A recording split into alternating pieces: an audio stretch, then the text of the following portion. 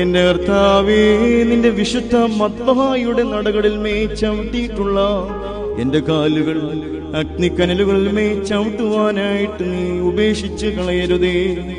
എന്റെ കർത്താവേ, നിന്റെ വിശുദ്ധാലയത്തിൽ ആത്മീയ സംഗീതങ്ങൾ നിനക്ക് പാടിയിട്ടുള്ള എന്റെ വായ് മിണ്ടാതിരിപ്പാൻ തക്കവണ്ണം നീ മൗനമാക്കി കളയരുതേ.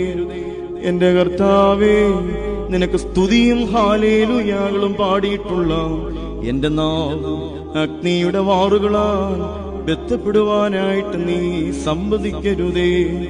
എന്റെ കർത്താവേ, നിന്റെ വിശുദ്ധ ത്രോണോസിനെ മുത്തിയിട്ടുള്ള എന്റെ അധരങ്ങൾ ജീവാഗ്നിയുടെ കടിഞ്ഞാണുകളാൽ പൊത്തപ്പെടുവാൻ തക്കവണ്ണം നീ ആക്കി തീർക്കരുതേ. എന്റെ കർത്താവേ, പരമാർത്ഥികളായ ഈ ആടുകൾ നിന്റെ ഊടുവഴികളിൽ ചൊവ്വായി നടക്കാത്തതിനാൽ അവരുടെ കുറ്റങ്ങൾക്ക് വേണ്ടി നീ അവരോട് യാതൊന്നും പ്രതിപകരം ചെയ്യരുതേ.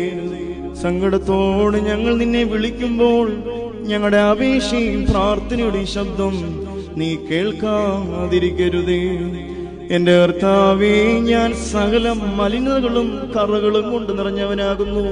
എങ്കിൽ നീ പരിശുദ്ധനാകൊണ്ട് നിന്റെ വിശുദ്ധിയാൽ എന്നെ ശുദ്ധീകരിക്കണമേ.